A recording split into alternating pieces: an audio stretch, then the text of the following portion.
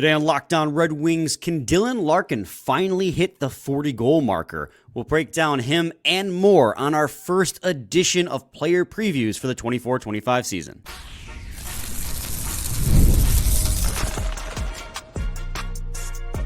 You're Locked On Red Wings, your daily podcast on the Detroit Red Wings. Part of the Locked On Podcast Network, your team every day. Welcome back to the Locked On Red Wings podcast. We are your hosts, Brian Fischer and Scotty Bentley. Scotty is the host over at Locked On Tigers, as well as a freelance journalist for the Detroit News.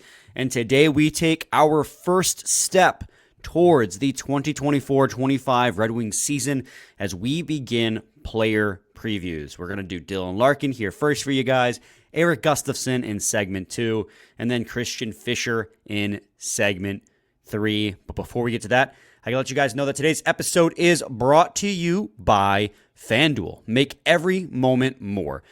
As playoffs have wound down now and the sports stop sporting like you want them to, FanDuel still allows customers with a boost or bonus daily. That's right, there's something for everyone, every day, all summer long. Visit FanDuel.com today to get started. Also want to thank you guys for making Locked On Red Wings your first listen every day. We are free and available wherever you get your podcasts, and of course, here on YouTube.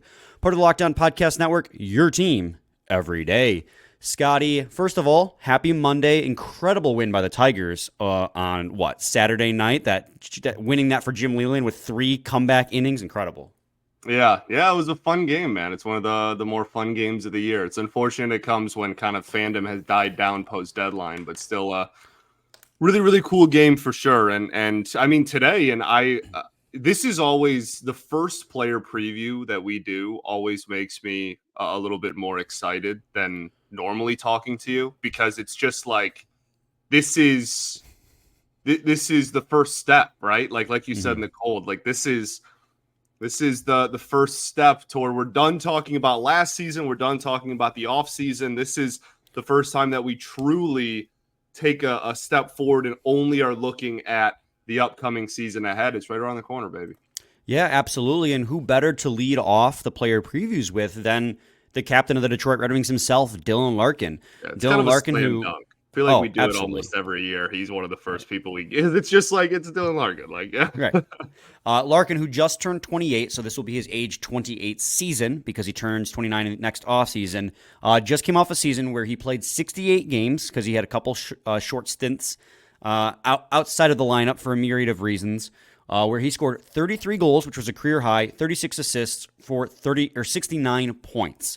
Not coming close to his point total from his career high point total from the year prior, where he had 79 points in 80 games played, but again, he played fewer games. What's remarkable about this season, not only is he a career high for him in goals in fewer games played, however, but it's also his first ever season where he finished over a point per game. He's flirted with that number for 3 straight years. He had 69 and 71 2 years ago. He had 79 and 80 last season. And then this season that just concluded back in April, he finally finished over a point per game at 69 points in 68 games played. Scotty, when it comes to predicting what Dylan Larkin can do in his, 10th season in the NHL, 9th season in the NHL, one of those two, like, what are we expecting from the captain?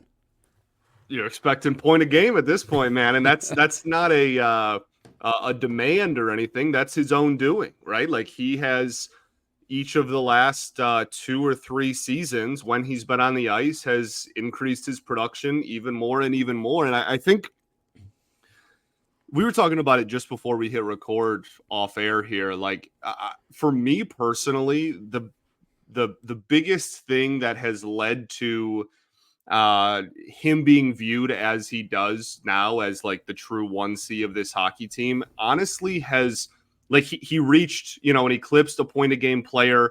And that's something that a lot of people, a marker that a lot of people put on him early on in his career and kind of demanded, like, he's got to get to this point if he wants to be the 1C, or, he can't be the captain until he does this. Like, he's done all that. We kind of had always talked about, like, if he was surrounded by good talent and played a full season, he would do it. And now we're seeing that as he's in his prime years. But for me, the thing that has really elevated his game to the next level is not even on the offensive side of the puck. It's the defense. Like, he has improved so I cannot undersell enough or understate enough how much he has improved defensively over the last 3 years, right? Like, ever since the COVID season, really, that he has improved significantly on the defensive side of the puck. And it's now led to, and this is something we've talked about on here before, how he kind of wanted to take on a bigger role when he was younger. He has now, obviously, nowadays, he's the captain and he's the 1C, and we just know him as that. But that transition from, okay, you're going to be the focal point of our team, to you are literally in every situation on the ice and a prominent part of every situation, is a whole different level from where he even was at, again, 2-3 years ago. So, I mean, this is a guy, he's your 1C on offense, on even strength. He is on your top power play, and he's probably on your number 2 penalty kill. He's on the ice all the time. He's producing no matter what. He is one of the main, probably the main focal point of this team. And it's almost a privilege for us. Like, when you go back and you listen to, player preview from last year, or like when we do game recaps last year, it's like, yeah, like, we don't even really talk when he produces. We don't even talk about like, oh yeah, like Larkin's on a heater or anything. It's just like, yeah, like he's really good, man. And like, that's where he's at. So I think it's awesome to see him turn into this player where a point a game with defense is expected. That's a beautiful thing. Right. And like, you can't even make the argument that he's sheltered either, because while he does get more offensive zone deployments than most other forwards, not nearly as many as Kane or DeBrincat, he still spends over 50% of his time in the defensive zone, because the team as a whole is not a good possession team. But despite that, he's still playing, because he's the top line center and the captain, against the toughest competition, and he's thriving in that role. This season with the Detroit Red Wings, he had a relative Corsi for percentage of 7.2. Like, he's everything that you just said, Scotty. He's everything that you just said. I don't need to go and repeat it and talk in a circle, but he is your number 1 center, and he's playing up to that task. He's giving you everything all the time. And I think the next question is like, can he, there was a long time where the question was, can he consistently hit 30 goals? Because when he joined the team, that was something that hadn't been done in a hot minute.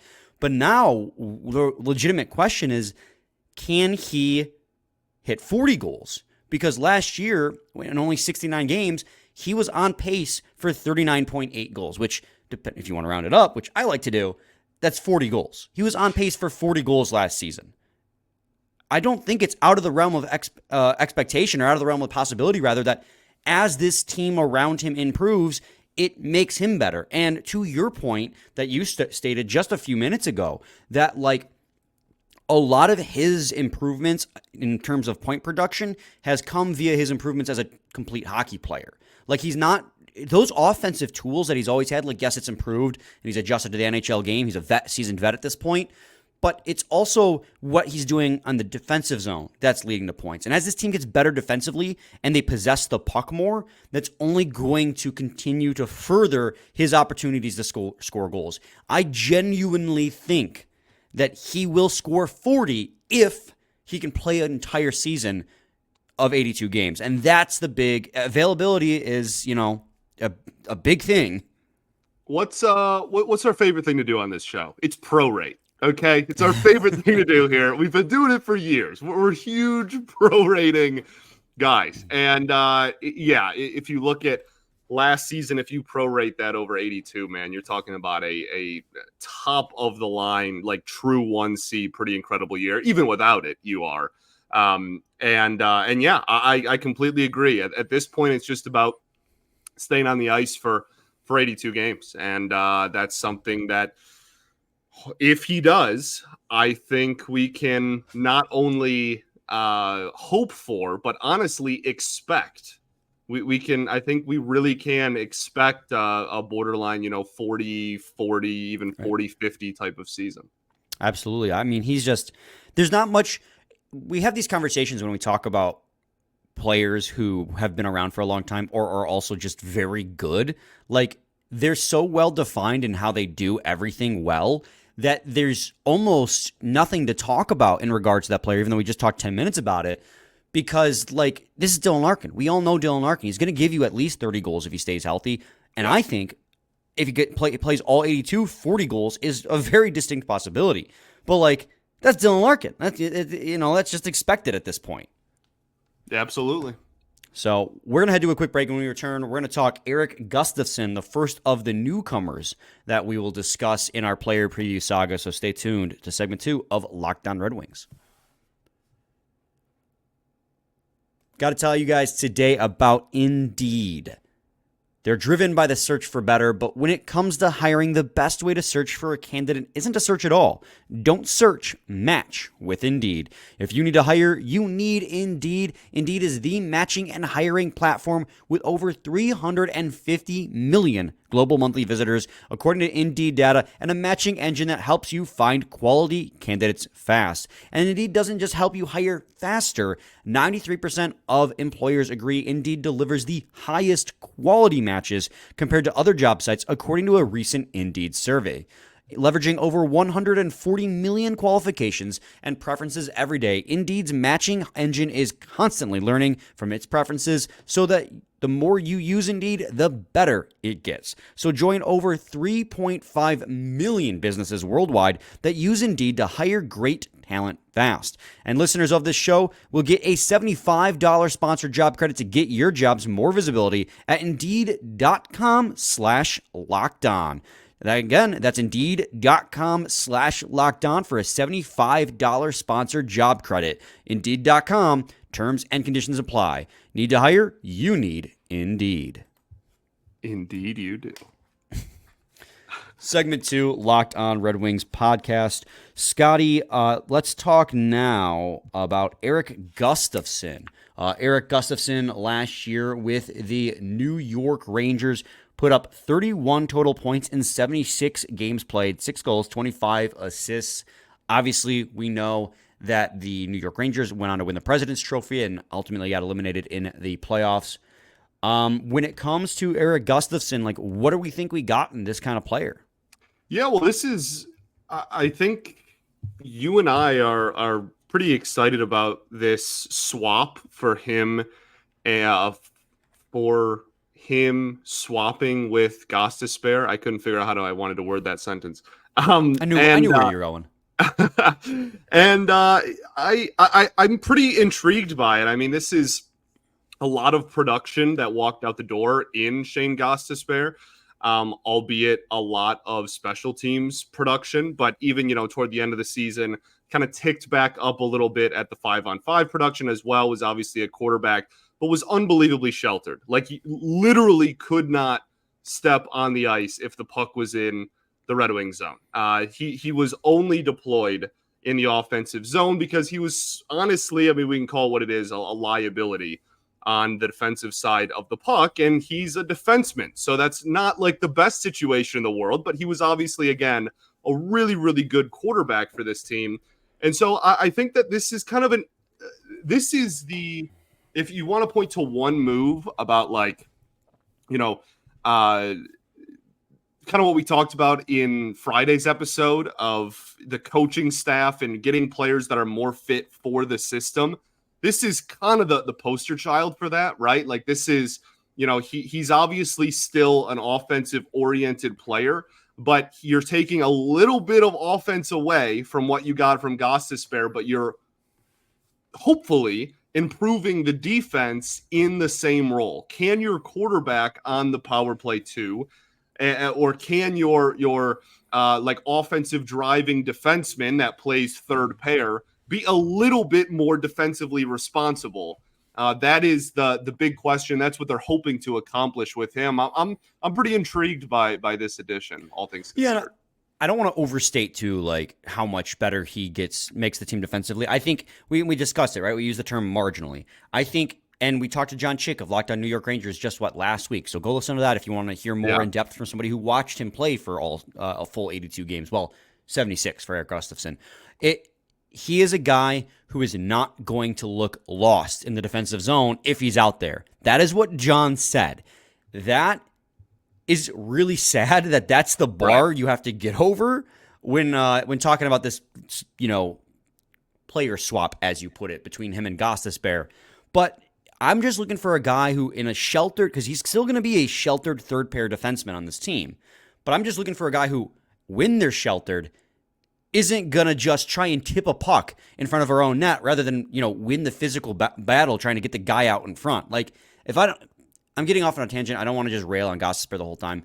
But Gustafsson's going to be able to be more competent in the defensive zone while still quarterbacking power play too. Yes, he'll provide less points, but that's okay because for you and I, this is also an opportunity for Moritz Seider to step into the power play 1 quarterback role and grow his game even more. So it's all right for me to sacrifice some of the points in losing Gustafsson and signing Gustafsson because hypothetically, this is where Moritz Seider steps up, and I really think that that's going to play a big role. Plus, if Gustafsson can play slightly harder minutes, like again with the New York Rangers, and again, these are different situations because these two teams had very different possession metrics, right? One won the President's Trophy, one missed the playoffs.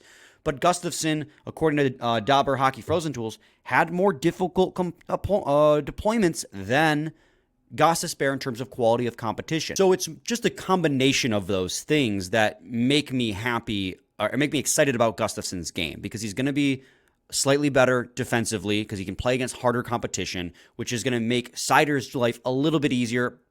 Perhaps, right? He's still going to get the most difficult defensive zone deployments, but there are going to be now more times where they can put Gustafsson and Mata or Gustafsson and Johansson or the second pair out there and then give Seider another opportunity. So it's like it's kind of cheating, but I feel more excited about Gustafsson for what it could mean, even marginally so. Again, emphasis on marginally on Seider's deployment.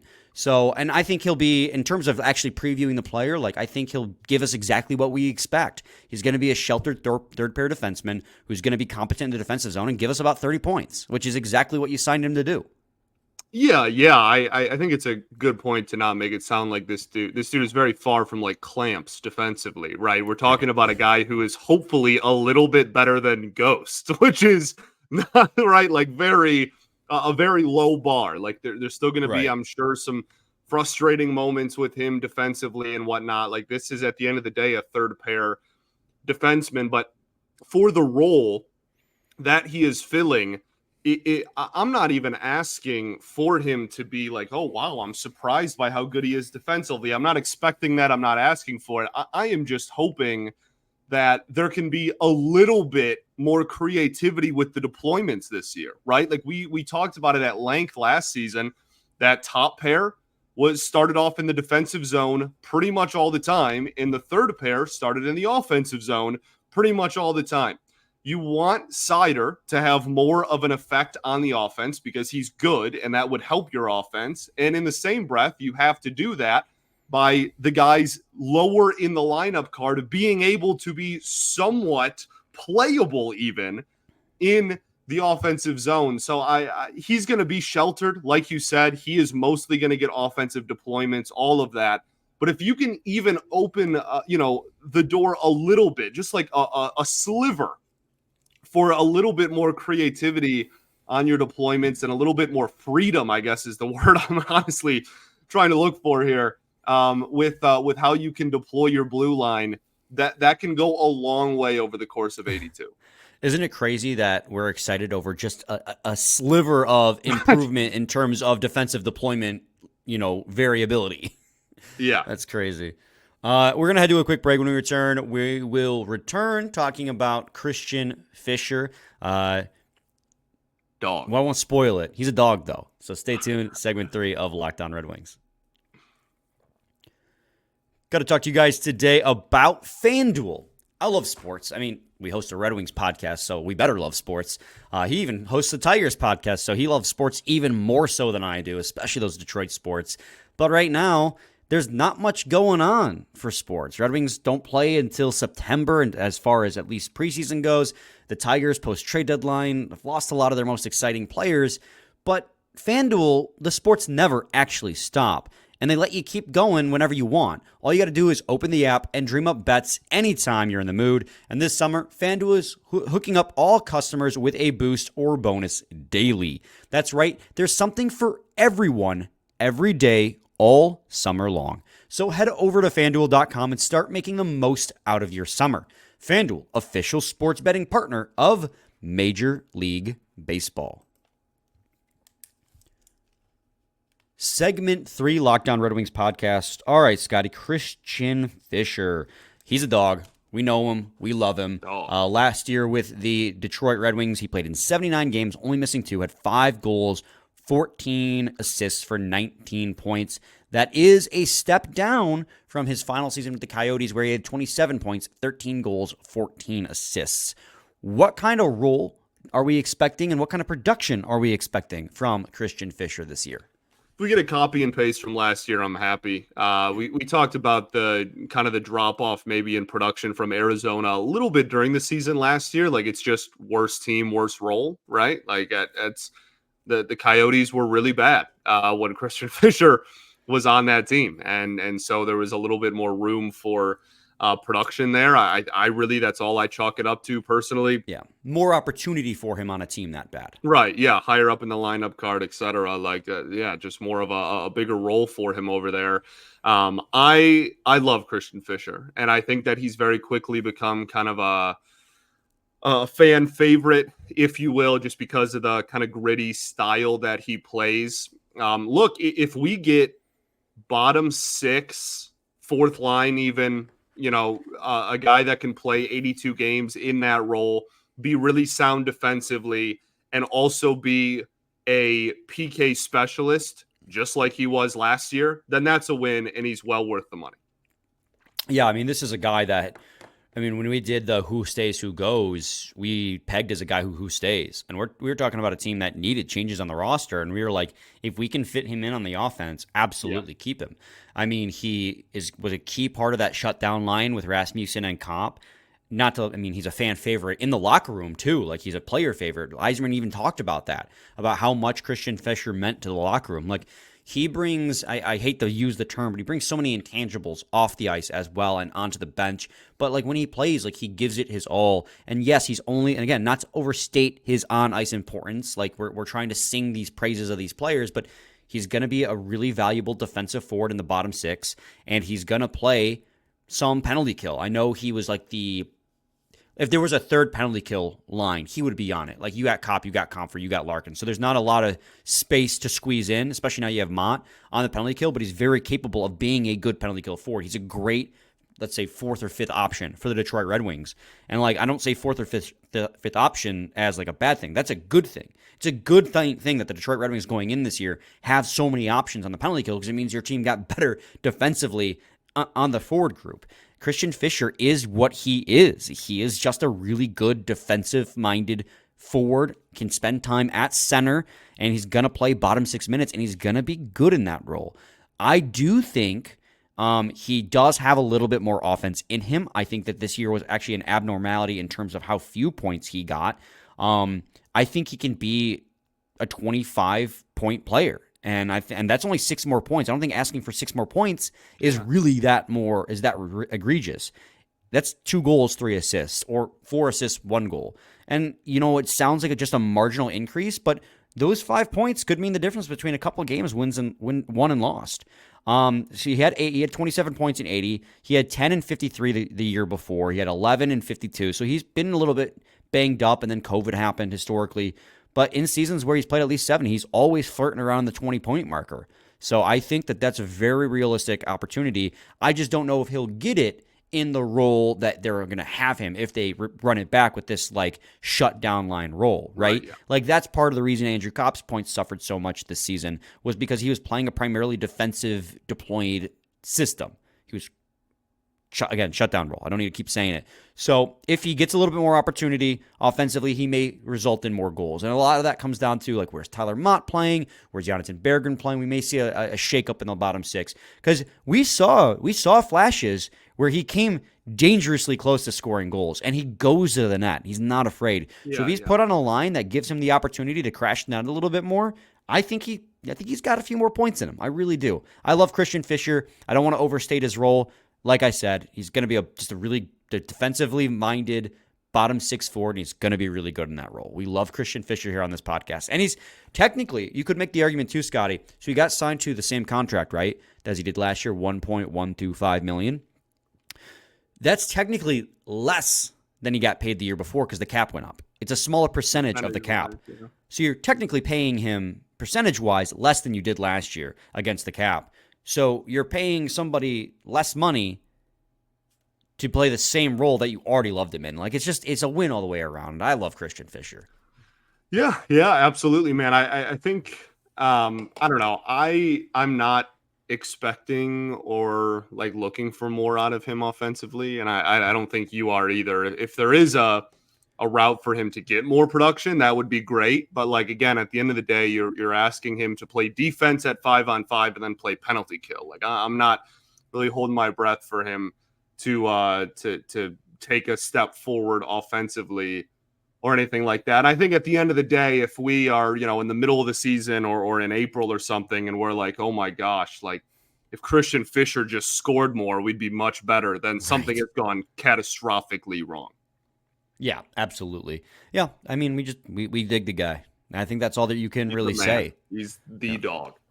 So to summarize real briefly, Dylan Larkin, he's going to continue to be that number one seed. He's going to continue to be used in all situations. He's going to continue to primarily carry this hockey team.